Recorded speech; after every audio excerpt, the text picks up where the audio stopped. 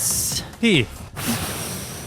That's the sound of me blowing all the dust off my Xbox, because now that's the console to have? We'll find out in 30 minutes, because we're recording episode 105 of Mobius Tubes on June 9th, 2024, which corresponds with Xbox's big showcase. More like no case for buying that piece of equipment. Remains to be seen. They are doing some dodgy exclusivity practices, putting their games on near every piece of hardware. Hey, it's the summer of playing games, am I right? Right, we're in what used to be E3 season. Oh, yeah. It's funny how until this week in June, the back half of the year is always this desert. Feast or famine. Right. And then it gets populated heavily during June with all the announcements coming out. Anyway, Heath, I have it on good authority. You've been gaming up a storm over in Syracuse. Isn't that right? Yeah, dude. What I do when I feel like gaming is I boot up Balatro, play through number 132, and listen to that while I copy stuff. Who are the premium Balatro YouTube video content creators? I mean, I've brainwormed so many Northern Lion-isms into my walking vernacular. Okay. I can immediately say diamonds are debuffed. I forget why that's my problem, and we are so back every time he opens a spectral pack or something. Oh man, you entered my apartment yesterday saying we are so back. Yeah, that's a Northern Lion-ism, yeah. It's infectious. It's infiltrated my home and I didn't even realize it. Yeah, it snuck in. Yeah, Balatro is still the hottest game of the year. Fight me. It's up there. Right. I mean, it's the only game released this year I've played. Is that true? Yeah. I'm catching up on my old backlog. Oh, because you finished 2019. Yeah, I supposedly finished 2019, and finishing Persona 5 has certainly left my calendar packed. Speaking of calendar, let's hear that date. Oh, where am I in Persona 5?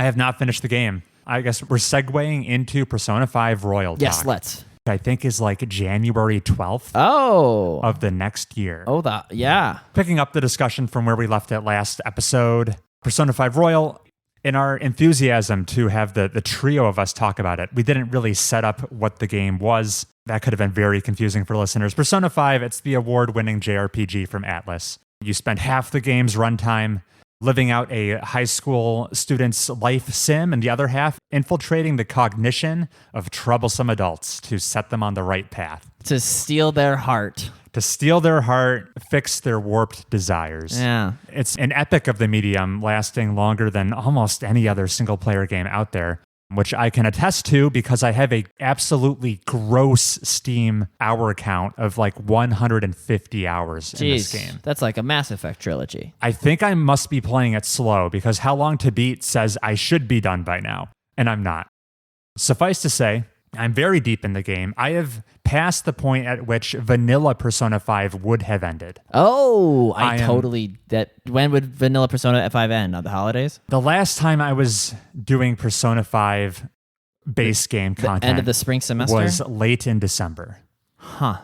And now I am in fresh new content I've never seen before and having the time of my life. Really? I think it's fair to say, yes, Persona 5 Royal, it's stolen my heart all over again. This is whack. I'm infatuated with this game. Uh-huh. Just general observations. This will be a spoiler-free conversation. You already got any confidants out to 10? As I understand it, I have max ranked every confidant except for one. By January. Yeah, by January. And there's 3 months to go? The furthest you can scrub on the in-game calendar menu is March. Uh-huh. I don't know how populated February is going to be with like actual gameplay. Valentine's Day, dude. That's marked on your calendar with a big star. It's the only date I know. Where I'll get my just desserts for romancing 4 women. Uh-huh. That'll be the ultimate boss battle. Just general observations. In my memory, thinking back to how much I loved playing Persona 5 for the first game back in the day, I didn't remember how frequently funny I think Joker's dialogue options are. Yeah. Without fail, there's usually one that's kind of out of pocket. And I have to give props to the writers. Some iconic examples include one of my favorite characters, Makoto, who I'm in a relationship with. She's the uptight student council president, very academically inclined, very pragmatic, but maybe lacking in a little bit of emotional intelligence. So as part of her arc, she's trying to learn how to open up to people, seem a little more relatable. And during one of the scenes where she's being vulnerable and being like, I don't want to come across as a robot anymore, you can just hit her with beat boop. Yeah, it's great. And then she hates your guts, but it's so funny. You're tempted to say it anyway. The writers of Persona 5 made Joker's intrusive thoughts so funny. The comedy's dialed up because Joker is such a blank slate of a character. Real byleth. Yeah. Yeah, saying the most unassuming things most of the time until he whips out just a golden line once every month or so. What do you get from Makoto when you get her to level 10? Since she's a party member that you can participate in combat, much like the rest of them, her persona will evolve and learn a new skill. Oh, okay. What was the other thing that, like, I don't know, I upgraded friggin' Ryuji's and it lets you sprint faster slightly, and then and then Igor's lets you smash personas. Right, okay. The more specific Makoto things, she's kind of like the brains of the operation, so her perks include... Oh, the map gets revealed more. She's not so much a navigator. She's like announcing... She can detect shadow weaknesses before you've discovered them and things like that. Sure. Yeah. It's like I'm asking 13 Sentinels Aegis Rim mech abilities when you're like, no, dude, just do it for the high school drama. Oh, right. You're talking about the part of Persona 5 experience I care less about. I need a reason to date Makoto, unlike you. You want those mechanical benefits. I'm like, yeah, what's in it for me? When you say friends with benefits, you're talking about how she is a boon in combat. You could say that. Yeah. I continue to love the planning out your schedule in the game. I talked it up last episode, but the joy I get from successfully threading the needle of planning out a well-paced schedule where I don't have like any one social stat getting far and away like over-leveled.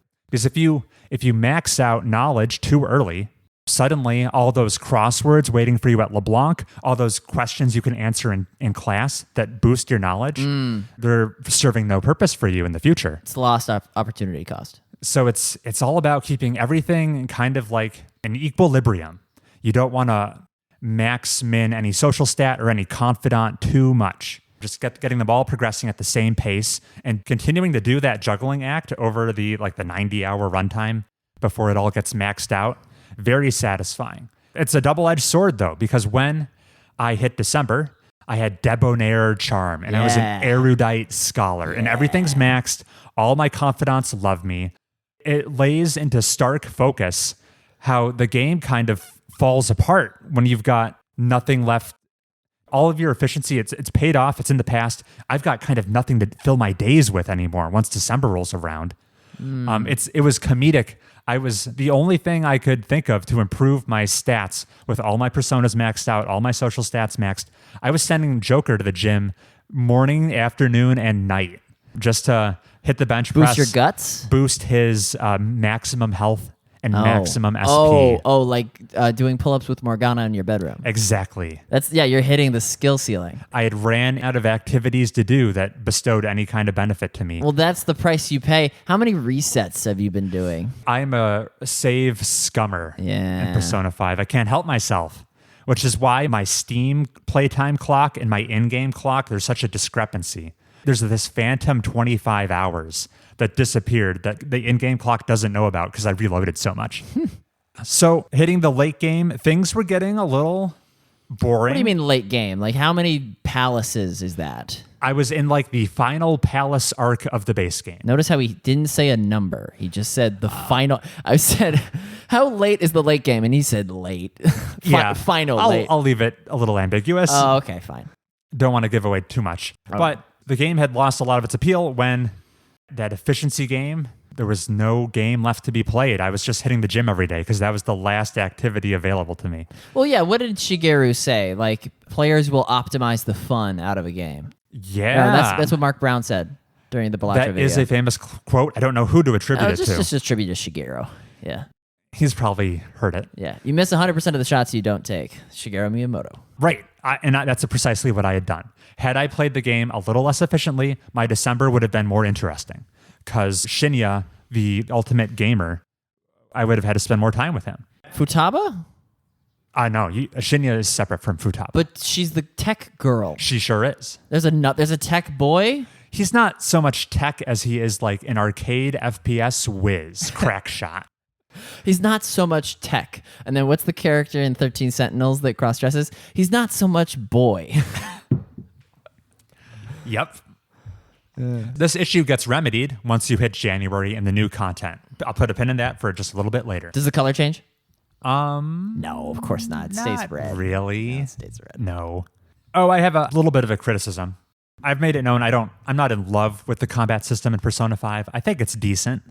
The one more turn system where you're incentivized to hit weaknesses, baton pass to party members with skills that are most appropriate for the current moment, and kind of manipulate the turn order so that you are having your way with the shadows and they aren't having their way with you. It's no Slay the Spire. It's no Slay the Spire. It's passable. The most interesting part of combat, I think, is setting up these synergies of pulling off technical attacks. These are useful when the shadows you're up against have no affinity weaknesses. Oh, yeah. So there are special combos you can do where if a shadow's affected with burning because it got hit with a fire attack and you throw wind its way, you might be able to knock it down because the wind will like make the fires rage. Yeah. Or if you hit it with a debilitating status effect like Confuse, and then you hit it with Psychokinesis, that'll like make its brain blast or something, and then it goes down. Or if the enemy had recently masturbated and then you hit him with a bless type attack and it makes him feel guilty about their sins. Right. He reconsiders everything that led him up to that moment. Anyway, setting up technicals takes a little bit of nuance, a little bit of thought as you consider like which party members are going to act in which order to pull it off. And then whenever you hit a boss battle in the game, which are the most challenging fights, you can throw all that technical shit out the window. Oh, why? Because bosses just have immunity towards all sorts of things. As soon as you hit a challenging boss fight, the game just boils down to big numbers go burr. And you just decrease their defense and then hit it with your strongest attacks. Rinse and repeat until it's dead. Well, yeah, and there's gimmicks, right? Like the volleyball serve of death. Yes, there are some gimmicks, which thank goodness, otherwise it would be absolutely brain dead. Yeah. But no, it's a shame that the most interesting parts of combat no longer apply as soon as you enter into a boss fight. Atlas needs to take a page out of Inscription's book. Because Inscription has legendary bosses. I like them. They're the most interesting part of the game. Yeah. There's only one, the very final boss's last action is Big Number Go Burr. Mm-hmm. But you have to get there via thought-provoking boss battle. Very much so. Persona 5, take a note out of Heath's book and learn from Inscription. Yeah. Or just be inspired by something like that. I think they should. And as I segue to the end of this current Persona 5 talk, I'll come back next episode when I finish the game. Is there any area of the map that you've newly I've never been to this corner of the subway? Not to a large... I've never solicited this flower shop. Not to a large extent. There are, believe it or not, there's confidants I never unlocked in the base game. Fortune teller lady who gives you a tarot card reading on the street. Her upfront starting cost is high. You have to buy like her fake gemstone of life or something for 100,000 yen. Okay. So Chris, 7 years ago, playing original Persona 5, said, no thanks. You spent all that on bulletproof vests. I spent all that on Takemi accessories. So I never encountered her. So I never realized that she's arguably the most useful confidant to have. She saves you so much time. Does she boost other people's levels? Without spending time, you can boost other people's like affinity points. Right. So you don't have to do wasteful hangouts. That's with the them. music notes that come out of Sojiro every time I learn how to make a cup of coffee. That sure is. She does that. She can earn you lots of money every time you go into Mementos. What's that? Don't worry about it. It's not quite a palace, but it's a slot machine. It is the collective population's palace. What? You play through it gradually over the entire game. Is this like Ezio's hangout in Assassin's Creed 2? Its location is in the subways. Okay. And you go deeper and deeper underground. Can you decorate it like Animal Crossing? No. All right. Anyway, closing thoughts for now. I aired my grievances last episode about wow, I played Persona 5 Vanilla. Wow. And then Royal came out a couple years later. And more than rebuying the game, what really irked me was the massive time investment of playing this notoriously long RPG for a second time. That's a lot to ask of the player.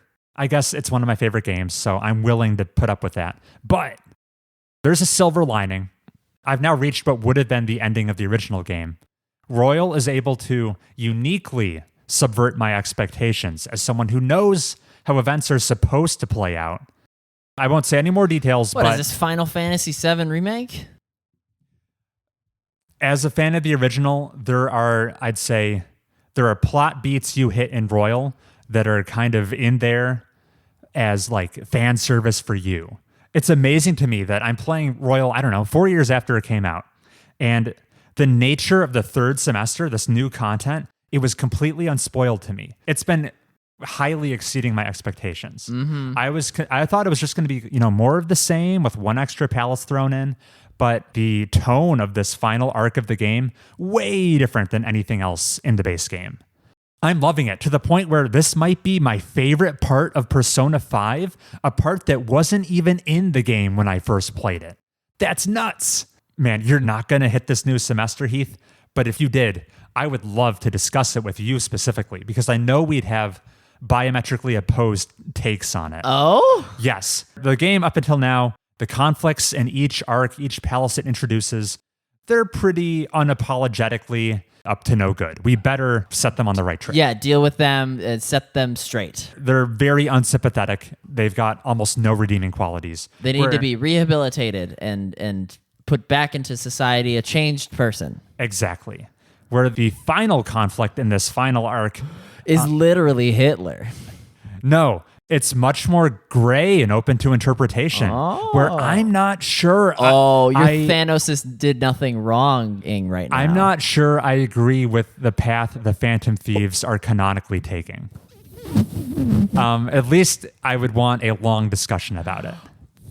I think any objections I have with the antagonist, it's going to come down to his execution and not necessarily the goal. Oh. But I'll leave it at that. It's been very interesting. Samantha and I, when we both hit it and we met up to talk about it for the first time, we went on for probably 2 hours straight. Yeah. Weighing the nuances of it all. But yeah, it's refreshing to have not such a starkly black and white conflict at the end of this game. It sure has had me thinking about it outside the game way more than I had to think about, should this Kamoshida guy stop raping these high schoolers? Probably. That's funny. Yeah. Anyway, that's Persona 5 Royal. I'm having the time of my life. It's excellent. Yay. All right. New motivation to get back into that game. It's a shame it's buried so deep at the end. I'll find a way. I don't have many other game updates. I'm chipping away at The Witness in the background. Mm-hmm. My thoughts have not really evolved. I'm still impressed with it. I'll probably talk about it when I'm done with it, but I'm still not done with it. I'm past the halfway part, though. Mm-hmm. I figured out how to tell how deep I am based on the map. Ooh, well, that's... don't use that same technique when you're playing Elden Ring. Oh, I've heard that's the map that never stops growing. You'll get gaslit the whole way through. Heath, you haven't been playing anything, have you? No, dude. All right. Well, that's fine because we have a surprisingly news-heavy stuff to talk about in the back half of this episode. We'll take a break and return with the news.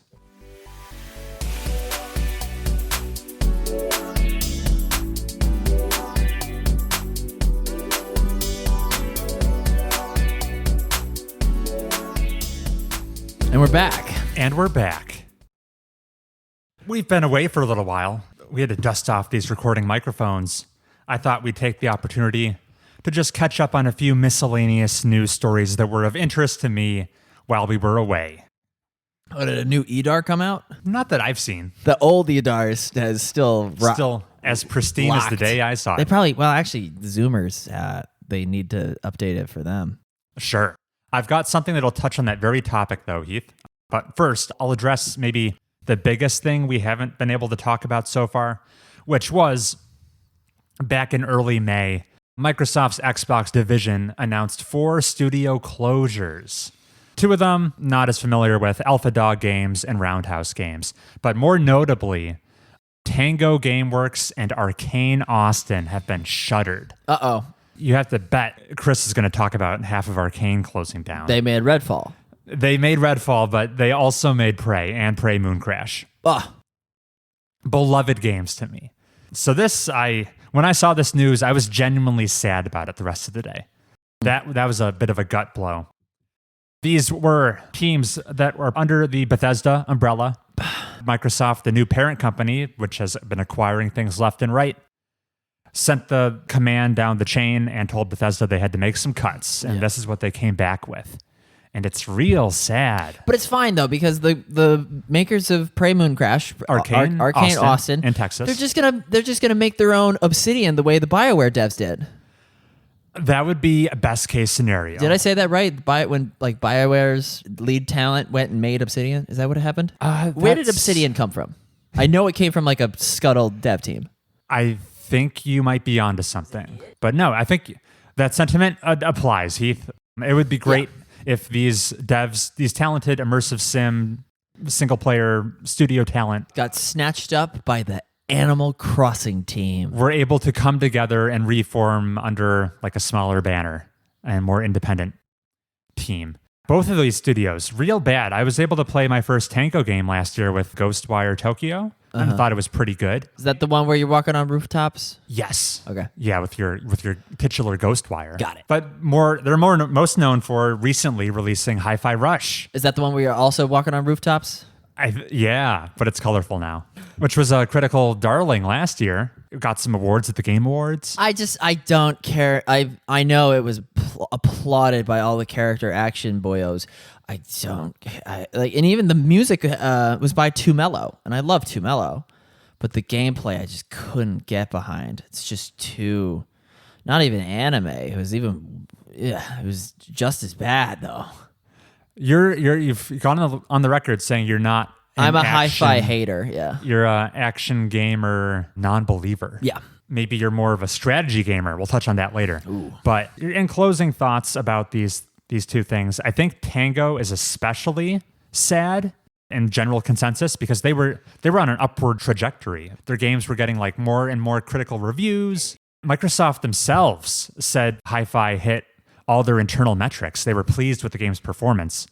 This reads to me as the most short-term thinking at all. They told Bethesda, you have to close down some studios. And these were the two studios that had most recently shipped games. Ooh. So they were, like anyone else you kill, they're midstream about to release something, where these two were not. This was this was as convenient as a time as you could have to quote-unquote kill them. Yeah, triage. Not taking into consideration their long-term potential. Just the most short-term thinking, let's make the current quarter investors happy kind of decision. It's awful. So nearsighted. As much as Arkane Austin is the sadder closure to me, because that means they'll never be able to take a second stab at a Prey 2 or an actual immersive sim game, I do think that's a little more understandable because of the Jason Schreier reporting with how disastrous Redfall was. In the reporting, it said Arkane Austin had bled 70% of its talent between Prey and the release of Redfall. So that Arkane Austin was basically a ship of Theseus. Yeah. It wasn't the same Arkane Austin. The Arkane Austin that was closed this year is not the same Arkane Austin that created Prey. It's a different studio with more than half of the population swapped out. Yeah. Maybe they're just not up to the task anymore of creating a high-quality game. As much as it pains me, I see why they were closed. I absolutely do not see the rationale for closing Tango. They seem to be on top of their game. And it's especially sad because the creative head of Tango, Shinji Mikami, who's known for Resident Evil, among other things, he did just leave the studio of his own volition, it seems like. However, during his exit quotes, the only reason he didn't leave years before is that he stuck around longer to nurture the next generation of game developers who were immediately shown the door as soon as he left. Yeah. It's so deeply ironic. Yeah. And so sad. So yeah, all in all, I think public sentiment around Microsoft's at an all-time low between these popular studios being shut down, their unwillingness to play hardball with other console manufacturers, just giving them their games. We'll see if they can recover in, 15 minutes when we watch their showcase together. We'll see if they can swing public sentiment back in their favor.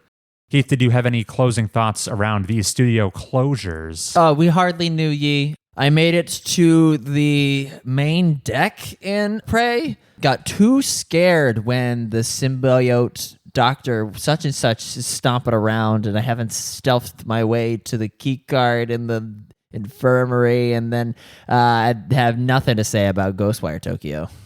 As an addendum to this sad story, I uncovered a really fun piece of trivia.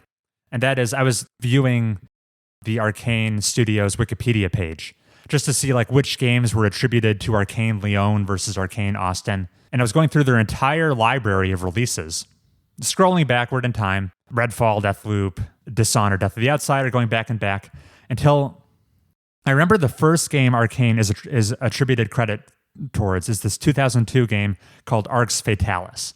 And that you've only played Arx Fatalis if you're like a real OG PC gamer type from like back in the day, which I can't claim to be. I thought my first Arkane game was Dishonored. Right.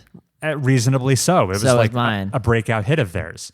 And then I see this weird little interstitial game released in 2009 called Karma Star. I'm like, what the hell's this? Released for the platform of iOS, so it's like a mobile game. So I tried to do some digging. As far as I can tell, this is abandonware. You can't download it anymore. But I found one grainy YouTube video from 15 years ago of some hot Karma Star gameplay with these astronaut-looking guys. It's some sort of a life sim. They've got different stats, like your family level and your economic level. Anyway, it brain blasted me. It realized, holy shit, I played Karma Star on my iPod Touch second generation, circa 2009. My first Arkane game was Karma Star. That's amazing. Holy shit, what a deep cut. So when I show up to the immersive sim convention and people are like flexing their Arkane cred, like what Arkane game did you start with? Oh, I'm Arx Fatalis. I'm a true friend. I'm Dishonored. I'm Prey. I'll be the party of one saying, yeah, I cut my teeth on Karma Star. That was my introduction to Arkane Lyon. I'll have the most niche answer possible. I'm waiting to see how you beat this game.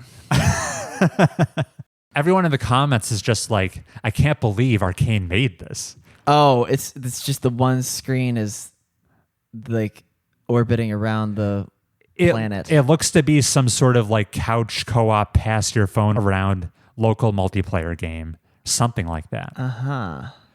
Some very light casual strategy. Wow, you are devout. Who knew I was an Arkane convertee that early? I didn't even know. I was destined to like Dishonored. This is the kind of journalistic integrity that this show is great for. So yeah, that was a shocking revelation to me. All right, segue to the next story. Yeah, this is the most EDAR story I have for you.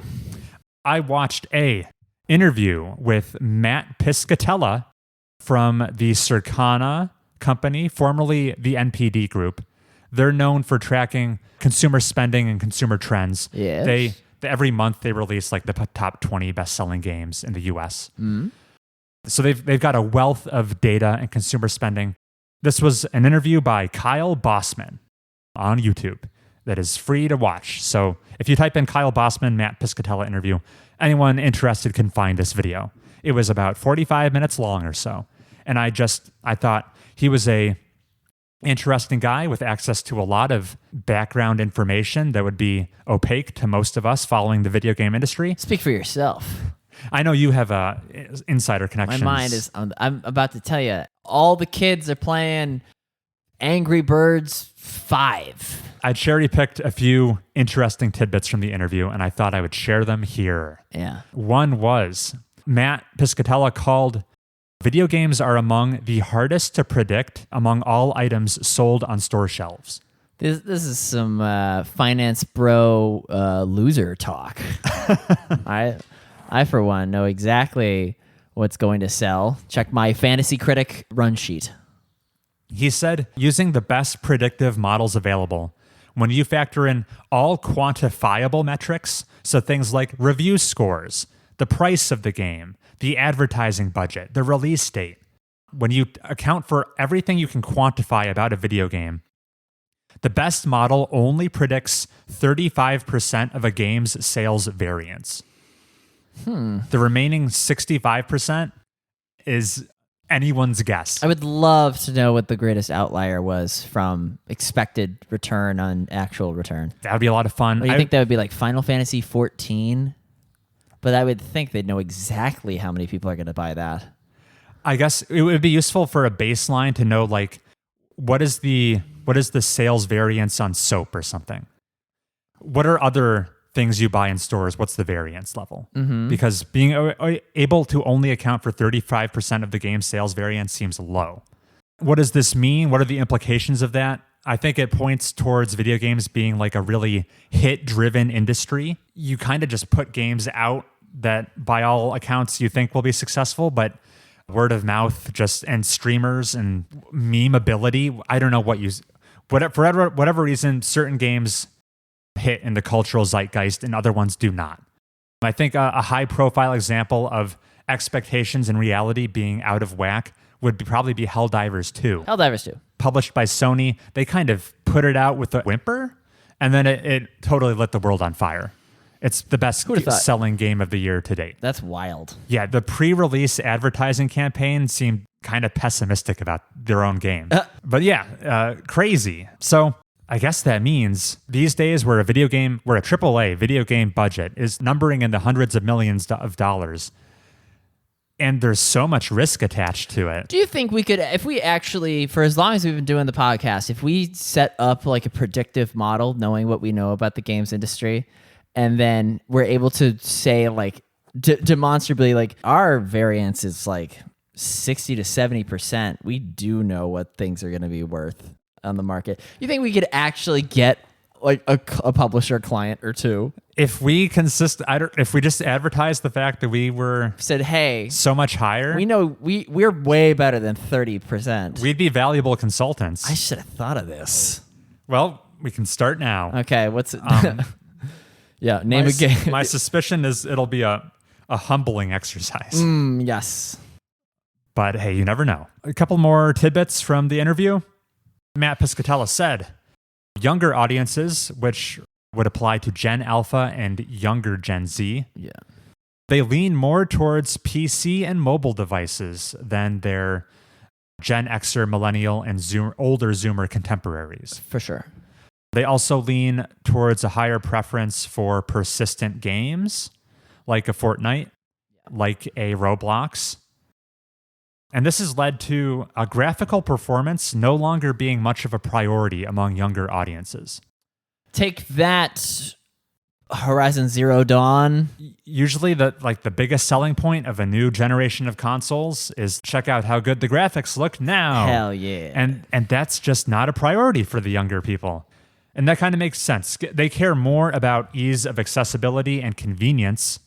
And that's just a byproduct of, if you're playing these decades-old games like Minecraft and Roblox, and they run on a toaster anyway, you're not smitten with the ray tracing of the PlayStation 5. Right. It's totally superfluous. It's cyclical. I mean, people are going to grow weary of the lack of graphical development if we do this type of prioritization, and then the next generation will look at ray tracing and think that we gotta have it. I don't know. If you're a publisher or hardware manufacturer, it would make me a little uneasy that the old things that used to sell your machine might no longer hold much sway with the upcoming generation. That would make me tugging on my collar. I'd be a little sweaty. Good thing that the next Doom game is going back to the original graphics in heads-up display. Doom will look very pretty, I'm sure, when we see it in the next 20 minutes. Yes. All right, the final tidbit, moving away from the interview with Mat Piscatella. It was a lot of fun. I liked listening to it. Last but not least, and I'll have this linked in the description of the show, I saw a study that came out from this, I don't know, it's like a survey group, Quantic Foundry. Oh, I was ready to hear Quantic Dream. Oh, yeah, you would have loved that. Anyway, I guess this is they've been surveying gamers about gaming motivations for the past 9 years or so. The headline for this article is, gamers have become less interested in strategic thinking and planning. Oh, what? Tell that to Chris's Persona dates. So this was an analysis they did, pulling data from 1.57 million gamers who participated in their Gamer Motivation Profile Survey. Sounds like they participated in quite a few FIFA matches. This was conducted between June 2015 and April of this year. Just a non sequitur. There was this note with an asterisk. Respondents from China were excluded because gamers in China have a very different gaming motivation profile, likely due to a historically more isolated development of their gaming industry. Interesting. There was a little link I clicked that had an article all about the makeup of the Chinese gamer and their motivations to play. Yeah. The headline of which was that the Chinese are more competitive, more completionist, and more homogenous in their gaming motivations compared to the United States. Yeah, they all play League. Yeah, I guess that killer be killed attitude of those competitive games is even more prolific there. Team fight tactics. Yeah. So I guess they were excluded from this because they would have liked strategy, I guess. In planning. For the purposes of the study, strategy was defined as the appeal of long-term thinking, planning, and careful decision-making. And when they looked at the long-term trends, take all of this with a grain of salt, listener, because this is a company's proprietary, these are the 12 motivations someone might play a game. It's all their own jargon, but one of their 12 motivations is strategy. And over the past 9 years, strategy was the one motivation with the most substantial decline. The magnitude of this change was more than twice the size of the next largest change. So it's quite the outlier, the decline in appeal of strategy. Mm-hmm. They said the strategy score has declined to the 33rd percentile as of April of this year, or put more plainly, 67% of gamers today care less about strategic thinking and planning than the gamers of June 2015. Oh, just care less, not necessarily care not at all. Okay. Yeah, not necessarily care not at all. They then tried to break down a couple of possible explanations. One was, how much did COVID have to do with this? And the answer was maybe a little, but the gradual decline had existed before COVID hit and has continued after COVID lifted up. So while it may have exacerbated the trend, it did not originate the trend. Apparently, the decline is identical for both men and women. No demographic changes there. It's the same whether we're looking at US or non-US gamers, excluding China, because they're sweaty and strategic. Yeah. They said it's hard to prove any sort of causality because of the ethics involved. The causality is just battle royales and better offerings from other genres, surely. The Witness is fun and all, but it can't compete with non-strategy. I guess The Witness isn't strategy. Not exactly strategy. No. I call it adjacent. It's using that critical thinking part of your brain, just in not over a long time horizon. You're kind of solving a singular puzzle and moving on to the next. Where the way they've defined strategy is planning many steps ahead. The more strategic the game, the more convoluted the whiteboard decision tree would look. That's what you want. Yeah, I mean, that gets the dopamine. I think you and I were preaching to the choir. We like that. Yeah. I loved seeing a plan come to fruition. The most plausible explanation they put forth in this article, which once again is not concrete, is that this is just a symptom of a larger trend, not necessarily something endemic to gaming. They point towards shorter YouTube videos having higher share of overall views these days, how the average duration of shots in movies has decreased from around 16 seconds per shot in 1930 down to 4 seconds by 2010. Or even just how long someone spends on average in a computer window on their desktop, which was about 2.5 minutes per session in 2004, down to a mere 47 seconds by 2016. So what you're trying to say is we're approaching the singularity. Attention spans seem to be down across the board. Uh-huh. What'd you say? Which would not lend yourself towards playing a strategy game that takes place over a long duration of keeping a singular plan on the rails for a long duration. So yeah, what do we lay this at the feet of? Maybe social media, maybe just modern life requiring a higher tax on your finite processing power. Oh, all that attention you would put towards games is being diverted elsewhere. Exactly. So it's not trying to victim blame, but like maybe navigating the modern world in 2024 requires more of your mental bandwidth to the point where sitting down to play a very involved strategy game is too taxing. I wonder how much I could compromise the data by getting everybody I know to play that game where if you blink, it advances. Oh, before your eyes? Yeah, I'm going to get everybody in China to play before your eyes, and then they'll be so locked in. So it was interesting. I also wonder like how much has the population they've surveyed over those 9 years changed?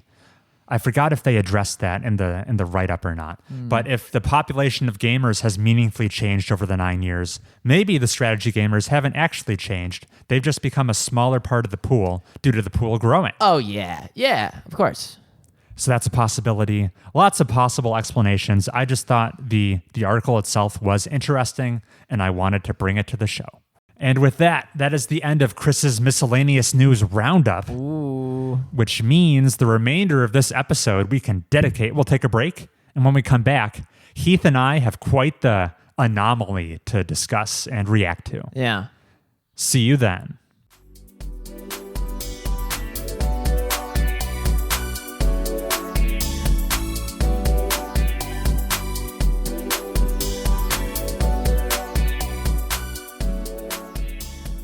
Black Ops 6. And we're back. Hey, it just so happens that while we're recording this episode, Xbox is unveiling their June 2024 showcase with all their big announcements. So, as a fun bit, Heath and I are going to live react to the announcements for as long as we can. Heath does have a hard out deadline. Number one. Wait, don't pull up the video, Heath. Oh, hell, I forget. The live stream. What? Okay, well, I just caught a glimpse of a black op. There will probably be at least 5 more. So, okay, I'm seeing numbers. I've yet to see Mason. Yeah, this is definitely Black Ops. They showed the Mount Rushmore. Which is good. That's the easiest way Call of Duty can see another one of my dollars. Because of all the Call of Duty sub-franchises, Black Ops is your favorite? No, I liked World at War. Oh, you and you alone. Yes. Can it even be called a sub-franchise if there was only at War? It never got a sequel. It never got a sequel. Well, it never got a sequel, but then characters from World at War appear in Black Ops. I did not know that. Oh, yeah, Reznov is like he's like the character backbone. World at War gets all the credit for spawning zombies. Spawning zombies, all your favorite kill streaks, yeah. And then when they did World War II, I truly did not care for it. They brought back like med packs. Instead of regenerating health? Instead of just crouching down and waiting for the tomato sauce to leave your face. So there's a bunch of set pieces, and I won't get too excited until I hear like a recognizable voice. We're looking at cinematic trailer for Black Ops 6. It sure looks like Call of Duty. Have we narrowed down a time period? Buddy, it's the Cold War.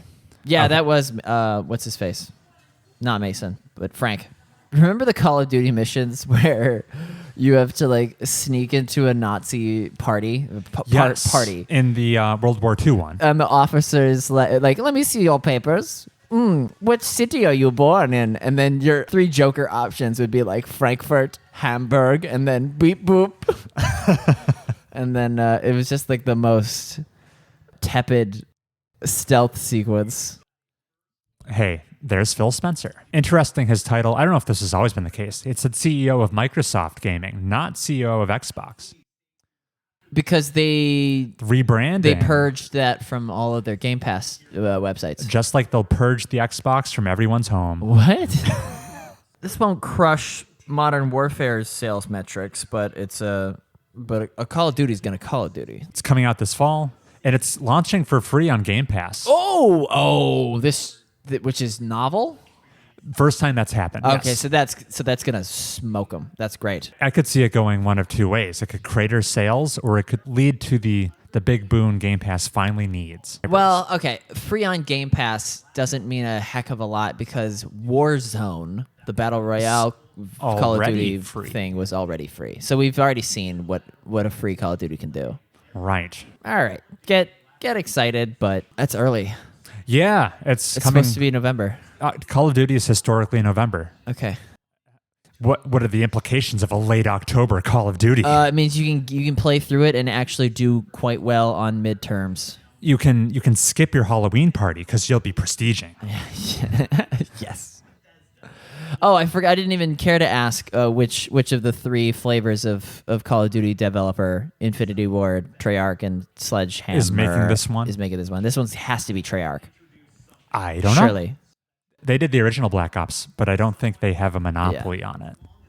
Yeah.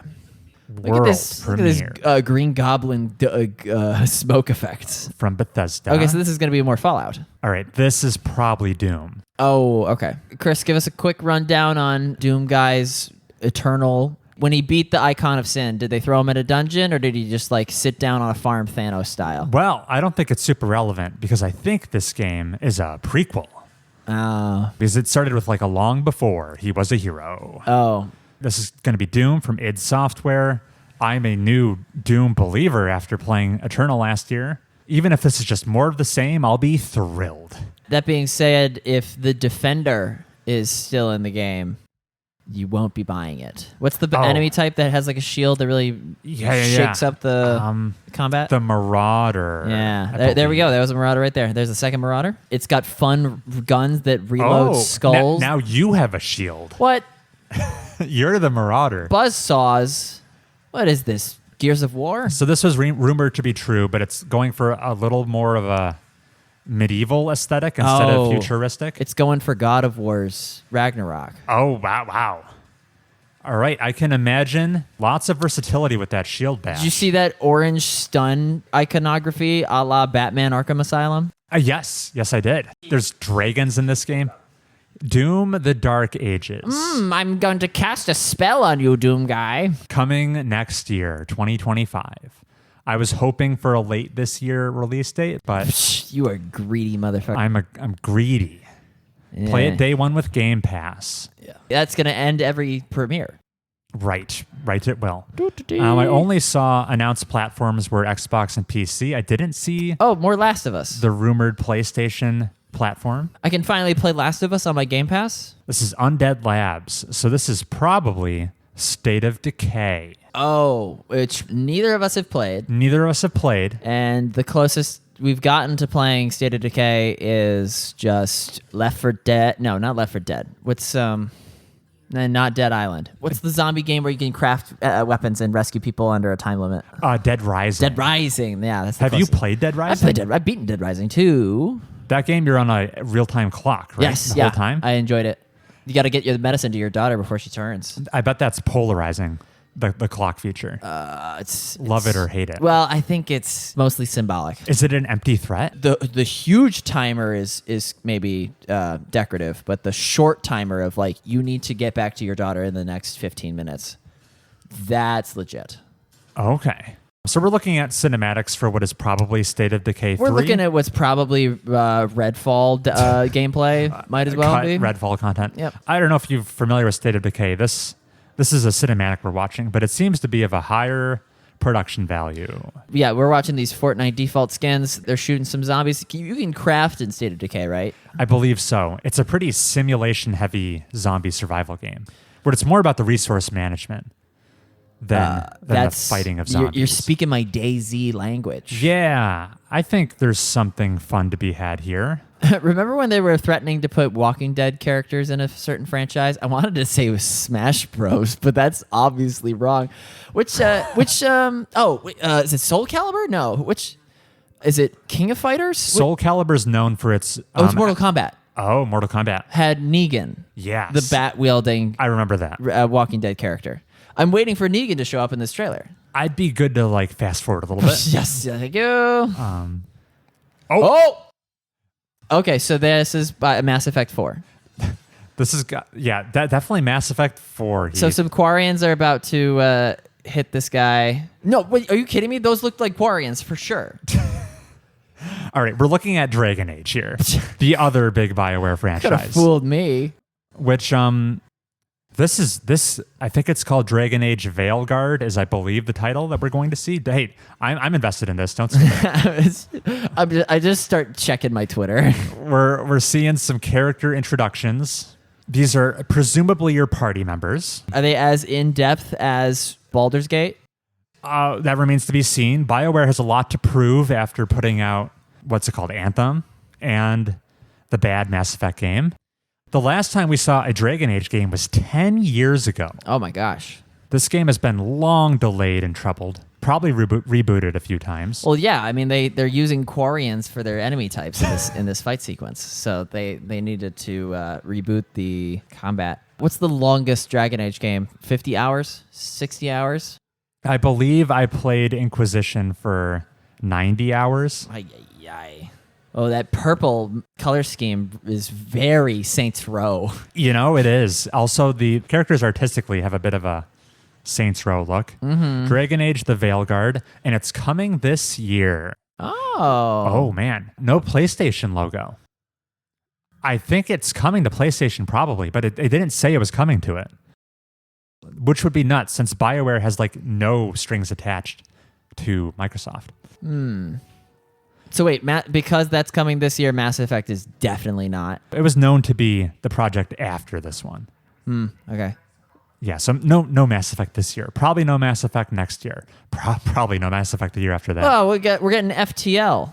We're probably looking at Starfield DLC now. We're looking at Starfield 7076. We've got some derelict spaceships. It's very into the Outer Wilds. Some alien creepiness going on. Some Commander Shepard, get out of my head. Which year will we say Starfield is a good game? Oh. Which year will that be? That's really hard to say. That's way harder to say than the Cyberpunk question of the same nature. Okay. What makes it harder than Cyberpunk? Because Starfield is good enough to not sink all of your resources into, but not so good that I can levy that compliment to it. The name was Starfield Shattered Space. It's got new locations. It's got new locations. Bethesda presents. Oh my gosh, it's almost like Zenith is owned by Microsoft. ZeniMax. What did I say? Immortality. This is something Fallout related to capitalize on that TV show hype. Yeah, but this isn't going to be Fallout 5. It's not going to be. There's no way. It needs to be some sort of spinoff. It's going to be Fallout Shelter 2. It's going to be Vault Decorator. It's for the live service Fallout game. Woo, Snooze. And it comes packaged in a nylon bag. I forgot about that. That's a deep cut, Heath. World premiere. Look at this. Oh my gosh. Forgotten City be like. This is when you. This is when the sins of the Medi are forgiven. It's the Rule 34 video game. What the? Oh no, it's Rule 33 now. Oh look, it's BioShock Infinite. We're seeing some like early. Is this Fable? Oh, it could be. No, it's too anime to be probably Fable. Not. Way too anime. I hope it's the sequel to Order 1776. Well, yeah, it's Order 33 this time. Big environments. Oh, did you see that Nier Automata boss? I sure did. Okay, so this is made by Square Enix, right? This is party-based. Oh, it's turn-based? I would not have expected that, given the perspective. Is this Metaphor Phantasmagoria? No, it's not. They got big numbers popping. I do like some big numbers. I'm liking what I'm seeing here. Yeah, but what if only we knew what it was? What high production values to grant to what is a turn-based RPG? This has to be made in Japan. I'm sorry, audio listener, that we're just speculating. We're in the dark. Looks like a new IP. If I didn't fast forward through the dev company, we would know what it is. Yeah, if Expedition 33 coming next year. Sandfall Interactive and Kepler. I don't know any of the names on the screen, but that looked promising. Yeah, put that on the shelf next to Hellblade. All right. I'm genuinely excited. Yeah. I like those big numbers. A new IP I'm excited for. What a nice treat. Dying Light again. Oh, never mind. It is live action Dredge. Oh, I think this was So that's the monster from Slay the Spire that you get a card from. Oh, the big whale. Isn't it? We're looking at a swampy environment with like cell shaded, highly stylized character models. We're looking at helicopter footage of Louisiana. Chris, this is the kind of like double A indie that I snooze on. This is coming from a fully owned first party Xbox studio. If you say so. I think it's called South of Midnight, I want to say. It was announced last year in a cinematic reveal. When we're still watching cinematics, I think. If this is in-game footage, it looks very good. In-engine footage, I mean. So it's Lady Deathloop and... Whoa, okay. Oh, third person. Oh, Assassin's Creed UI. We're walking around the swamp. Yeah, it's quickly looking more like Bayou Horror. He's got the same thing wrong with him that infamous Second Son. No, what's the prototype? You know how his hand glows all red and gross? Yeah. We're fighting a prototype right now, and then he did change. So this is character action, which means it gets an L for me. I do like the in-game cutscenes. They seem to be animated. Did you see that Mario Odyssey jump sequence she did? I caught it, yeah. Yeah, there it goes again. Mm-hmm. Oh, you're riding the wind. Uh-huh. The way it's handling seems a little bit stiff to me. What? Just the animation of her jittering in the air that just now? I think the animation of the cutscenes is impressive, though. They seem to be like on the twos or almost stop motion-y. Oh, like for artistic effects? Yeah. South of Midnight coming next year. Interesting. From Compulsion Games. They're the We Happy Few team. Oh, mask-wearing first-person... British drug guys. Drug guys, yeah. Yeah. They also made that game. They also made that game. Oh, Blizzard. It's just going to be Overwatch? Probably. There's so many companies under the Microsoft umbrella now. It's kind of gross. But we're all the beneficiaries, no? Well, it's until they shut down your favorite studio, rip Arkane. They'll never Austin. do that. Oh. That's World of Warcraft. That's World of Warcraft. How many... Big skip from me. Konami. Oh, this is Metal Gear Delta. I think so. Chris, I would like to play this game. I would play this game. This is the one that has a lot of like life sim elements. That drawbridge would never have been able to support his weight. So, the audio listener, I am jonesing for this game. This game more than other Metal Gears. Wow, the graphics got much better as soon as we left the jungle.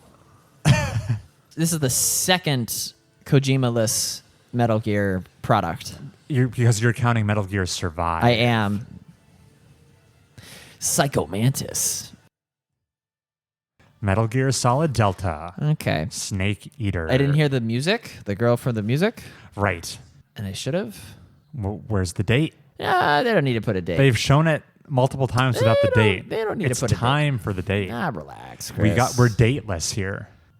All right, here comes another Xbox Game Studios game. Mm-hmm. So one of their... Oh, is this Sea of Thieves? This looks like a card game. Yeah, it's Sea of Thieves. And Chris goes... Snooze! We're looking at something fantasy. This has some open world Assassin's Creed vibes. It sure does. Which Heath is not a fan of, but I am.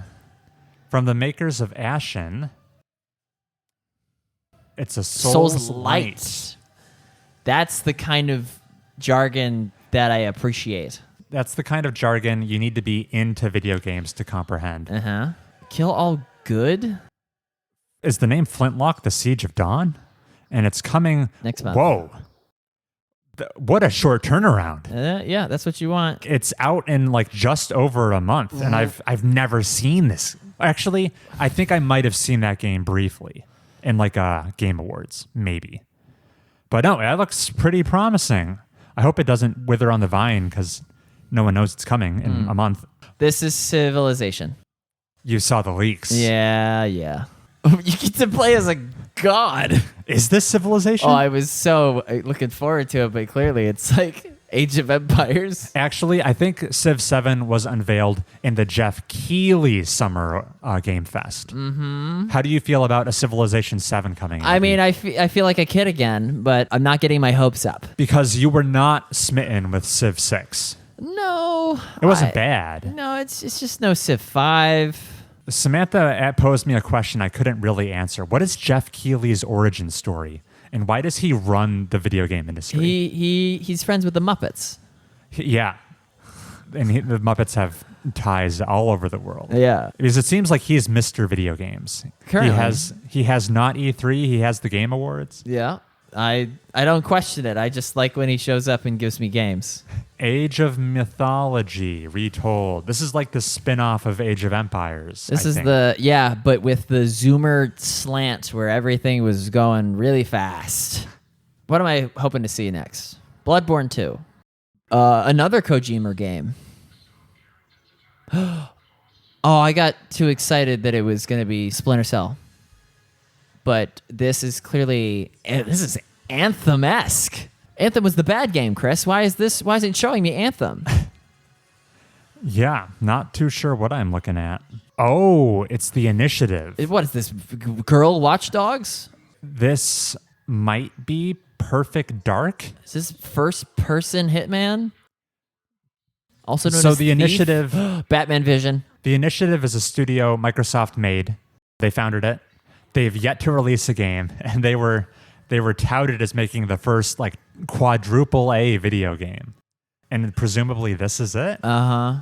Well, if I know Chris, he's reeling from his lack of Dishonored games. This looks kind of stealthy. This looks person. first-person, tech-driven stealth. Oh, I like that. What's wrong with this computer? It remains to be seen how deep it goes, but hey, this looks vaguely immersive sim-like. I like that. Yeah. Okay, so we're watching just Mirror's Edge gameplay. We're watching first-person platforming through a urban landscape. That's what I said. Is that game over if you get stuck, or do you think you have to like find another way out? I would hope you find another way. Yeah. So this is the new game by these people? Yeah, the studio has yet to release a game. This is their first project. Mm-hmm. Well, it looks like money. I had heard troubling things about the development of this game. I will never turn off that detective mode. I will see that blue with red people walking around. You're like this game took place in cyberspace, from boot to credits. Oh, and then you get a Mass Effect Shepard memory. Yeah, this is Perfect Dark. Which is the game from way back? Yeah, this is like a reboot. Uh-huh. All right. No date. No date, which is surprising considering how long it's been cooking. Jeez. Okay. We're watching Scorn. Yeah. Oh no, he got Dead Rising. All right, looked like a Diablo. That sure was. Okay. Playground Games. This is Fable. I thought it was Play Dead, and I got very excited for a second. Damn. I am almost excited for Fable. The most interesting thing about this new Fable game to me is that it's coming from the team that makes the Forza Horizon games. That is a welcome change. I'm okay with that. If there is not a release date given by the end of this trailer, I riot. Ooh, this is some Starfield character dialogue, isn't it? Oh, it's a Bath After Midnight again. The Fable games are always super short. Yeah, not super long RPGs. Production values look pretty good. I mean, they had to be for the amount of time they've not been a Fable. Still seems awfully cinematic. Not a lot of real gameplay here. Even if they showed us more gameplay, it wasn't going to be better than like God of War. No. You think you care about Fable as the decisions. No number, no subtitle. Right. Just a straight up Fable You game. act like you knew that.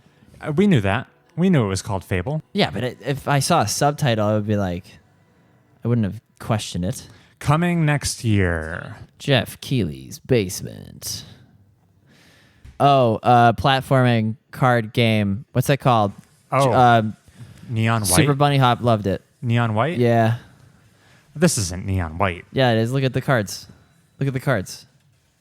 This looks like edgy Overwatch. This is Neon White. Oh. No, I'm right. You want to reconsider? It's the card-based shooter. I've heard of this before. Okay. This seems pretty inventive for a PvP first-person shooter. Cards like changing the environment and the reality. Oh, and you give your opponents big heads. That's funny. Frag Punk. Yeah, I've heard of Fragpunk. It's a fine name. Wait, if it was a world premiere, how come I've heard of it? Yeah. How do you do that, Heath? You're the one making it. Yeah. Oh, this is Frostpunk. Taking a very storybook Wow. look at Frostpunk. Little Chef is cold. What's the game you mentioned where the damage is multiplied by 10,000, so you had to switch to a persona that only got 4 hit points? That was Nobody Saves the World. Yeah, this is Somebody Saves the World. And it's a mouse. Yeah. I'm good to fast forward. Yeah, sorry. I was sitting on my hand and I got tired. Oh, and then this is Life is Strange. Oh, it's Annapurna. Annapurna published. Whoa, Chris was saying animating on 2s. It's the hot new trend. So this is Katana Wild Hearts 2. And you're skating. Dude, girls are growing crazy right now. This is like a teenage girl skater game. Looks Whoa. very narrative focused. Has a very distinct style to it. It is very into the Spider-Verse. Yeah, animation, drawing maybe some inspiration from there. Seems neat. Jeez. I mean, I'd probably cry if I played this game fully. Mixtape is the name, coming next year. Yeah. They've got a lot of games to show. Yeah, this is quite the assembly line. This is a good substitute for E3. Oh, that Asobo Studio. They made the racing games? the Plague Tale games. Oh. They also made, weirdly, Microsoft Flight Simulator, which is what we're looking at. Uh-huh. And we're skipping through it. And it's, yeah. If we see like a first-person gun point of view, we're rewinding the whole thing. That changes everything. I mean, there's jets. Flight Simulator 2024. Wait, that's like they're just maddening it? They're just doing annualized? I mean, the last one came out in 2020. No way. It did. It feels like it came out yesterday. All hey, right. you forget any Bethesda games? Well, there's The Elder Scrolls Online, which is a skip from me. Man, this game's been going on for 10 years. That's what you want from your Elder Scrolls. All right, world premiere. Yet again. Square Enix. Oh, that can only mean one thing. A supernatural murder mystery. All right. This isn't like Life is Strange, is it? No. In the award-winning Life is Strange series. Chris nails it. Man, Life is Strange got a glow up. This looks great visually. I want them to be brave enough to... Okay, so you actually have powers. Okay. I want them to be brave enough to make the character the person who did it. Yeah. That's always a great twist. A reality hopping game seems neat. We've seen it. Well, let's name every game that does that. Medium, Titanfall 2. Dishonored 2. Maybe Ratchet and Clank Rift Apart. That doesn't count. Life is Strange Double Exposure coming this year. Excellent title. Hey, Bethesda's back. Bethesda's back. This is from Machine Games, which means it's Indiana Jones. Oh, I was about to say Star Wars. Which is coming later this year, last we heard. First-person Jones? First-person whip action. Yes. Okay. Machine Games, known for their Wolfenstein games. All right. They've been MIA for a while. All right, so they're Nazis guaranteed. Nazis guaranteed. Prognosis looks good for Nazis. All right, so this looks like it came out 8 years ago. I think production value-wise, the visuals are nice, but maybe the gameplay's a bit shallow. What made you say it looks old or dated? When he whipped onto the Zeppelin, it looked very like Uncharted 3. Oh, okay. It's like Machine Games trying to do their Naughty Dog game. Oh, you're gonna walk so slowly behind somebody giving you exposition in this game. Seems likely. Hey, what's the subtitle? I actually know it's the Great Circle. Oh, They said it in the trailer. do tell. Oh, very Wolfenstein humor. It has my interest. I don't know if it fully has my attention. My dollars. They'll have to tell me how much I feel like Indiana Jones first. What is that like? Is that the Batman reference? Yeah, or Spider-Man. Or Spider-Man? Titanfall? What? Oh, it's just Transformers. It's just big mechas. Okay. It's not Warhammer. It is Titanfall. No. Or rather, This looks Apex. too It's, Gundam. It's Apex. This is too Gundam to be Titanfall. No, trust me. What is this? What's the V named game that Atlas made? Vanguard? What's it called? Vagrant? What's it called? Valorant. No, not Valorant. The Atlas made or Platinum. It Starts with a V. Vanquish. Vanquish. This is Vanquish 2. This looks like PvP drivel. Let's skip it. Well, I don't know what it's called. Sure, we can go to the title card. It's called Mecha Break. Mecha Break beta coming in August. Oh, it's Ghostwire Tokyo's back. Yeah, weird. The studio that makes it was axed It's ninjas fighting Lovecraftian baddies.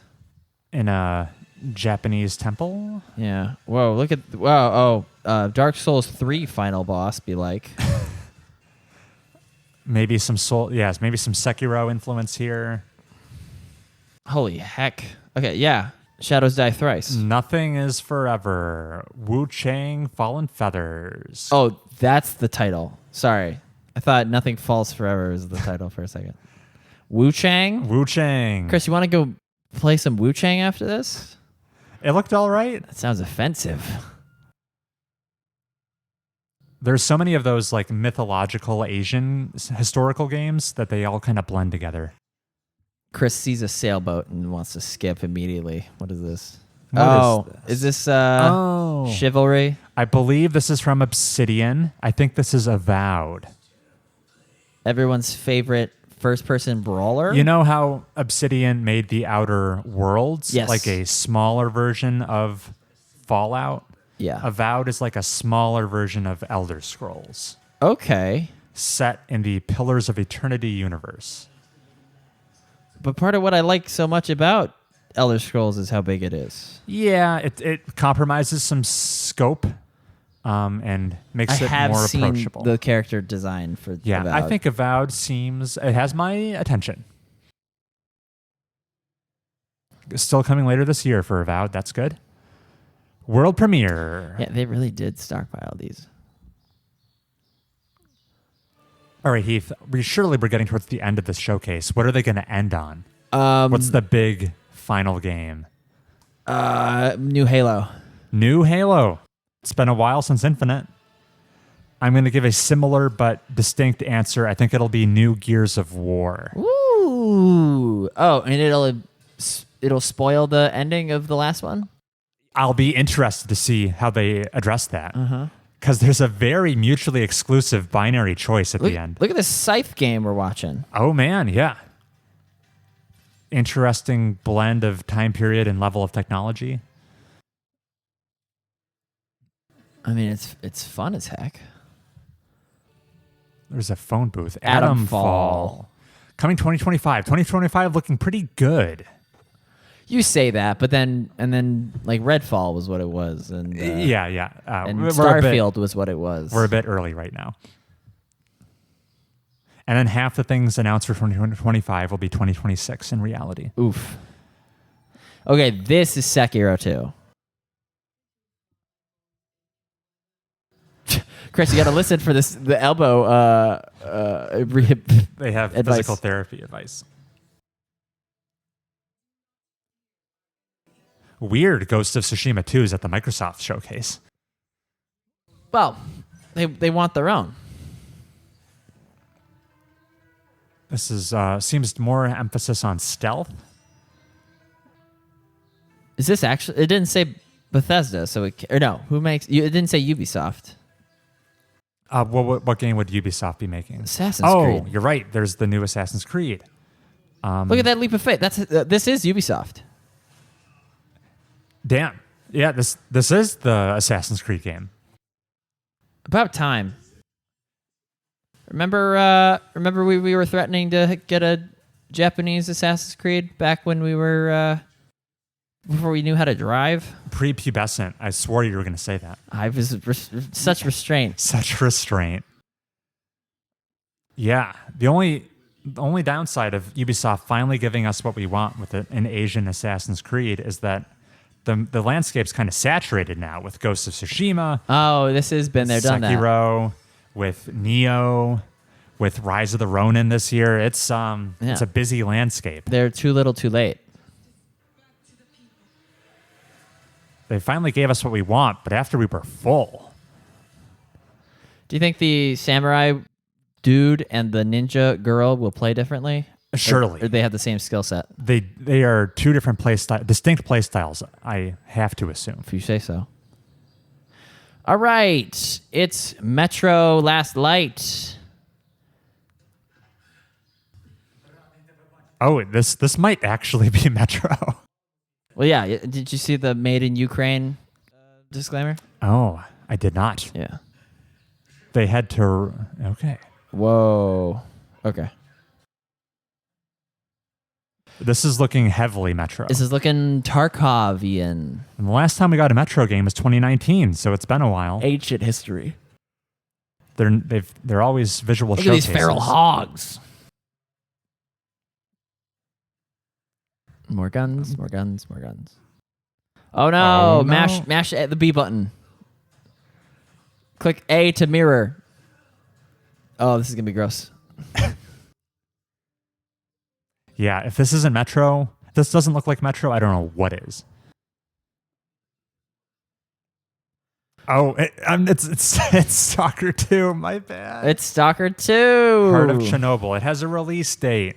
Game's development was heavily affected by the war in Ukraine. Do you think Stalker 2 will have a Prey-esque radiation meter where if you become irradiated enough, the feral hogs think of you as one of their own? That would be pretty neat. That's what I want. Oh, are they announcing new consoles? Oh, did I bypass the pricing? Oh, there's just special, a 2 terabyte version? Special editions. She's wearing green because Xbox. And this is the last one. This is the dark mode premiere. Gears of War, you said? Gears of War, I said. I better see a chainsaw. I see candles. War is over? Is that what the newspaper said? Those men look meaty. Oh, I see a. It's Coltrane. Which ending of these games was like the biggest tearjerker? Was it 2? There's a big scene in 2. I think there's also a big scene in 3. Those would probably be the front runners. It's Marcus Phoenix. It looks different without his hat. I don't think that's Marcus. Oh, what? He was wearing a hat though. No, that's Marcus. See, look, it's got the hat. It's a prologue. It's a prequel. Oh, look at that. Wow, E-Day. So it is a prequel. Also, it's Gears of War again, because the last one dropped the of War. It's just Gears, right? Right. Right. Not a single chainsaw, so it doesn't get a nice from me. And now I think they're segueing into big Call of Duty land. Just more flavor. Just more cutscenes. More. Oh, the Black Ops Direct. I can't believe that didn't leak. That it's a prequel Gears of War. Everyone was saying it's Gears 6. Marcus, before he became so they Phoenix? They don't have to address the binary decision cliffhanger of those 5. Cowards. Those absolute cravens. Are we going to see the invention of the active reload? Yeah. Just a bunch of soldiers just like standing around loading their bullets, and then until one intrepid soldier goes dot dot, and then it actively Okay. Closing thoughts, Heath. And then Civilization 7 was in there somewhere. It was in the Jeff Keighley show, which happened a couple days ago. Which is why he's my favorite. I think it was a pretty strong showing by Xbox. However, it doesn't change the fact that they shuttered my beloved Arkane Austin. So they're still in the doghouse for as far as I'm concerned. Yeah, but you just saw first-person stealth in the Initiative. Right, with Perfect Dark. Yeah. That seemed better than I thought it would be. I did think it was interesting. Many of the games, when they announced platforms and dates at the end, even games we know that will be multi-platform, like Dragon Age, only said Xbox and PC. I wonder if that means things like Doom, which ostensibly Microsoft does own, will also be coming to PlayStation.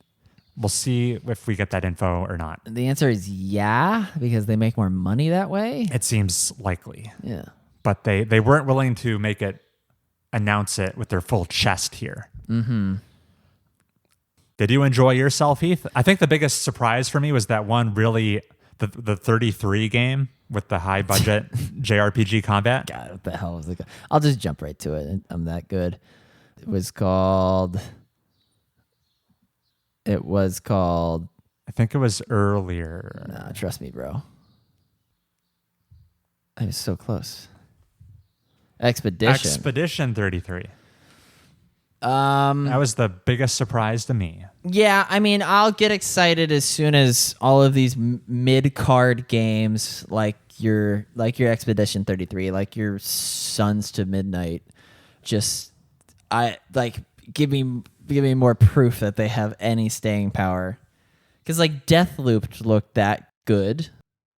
Are you throwing shade at Deathloop? I mean, it wasn't your favorite. You might be mixing it up with Redfall. Maybe. Good showcase. I love a good showcase. I have plenty in Frostpunk 2 to sink your teeth into. Right, before 2025. That'll be July, right? Yeah. That's why you had to get your PC back. No, my brother's desktop is being sluggish, so I want to narrow down whether or not it's just the machine or Chrome that's buffering. Okay. Thanks for recording with me, Heath. We'll close out the podcast. If you've got emails, send them to us at mobiustubespodcast@gmail.com. That's mobiustubespodcast@gmail.com. We'll return next episode. I'll have finished Persona 5, and I'll be on to the next thing. I will witness Chris finish The Witness. The way you're intended to beat that game. We'll catch you all next time. Get out of here.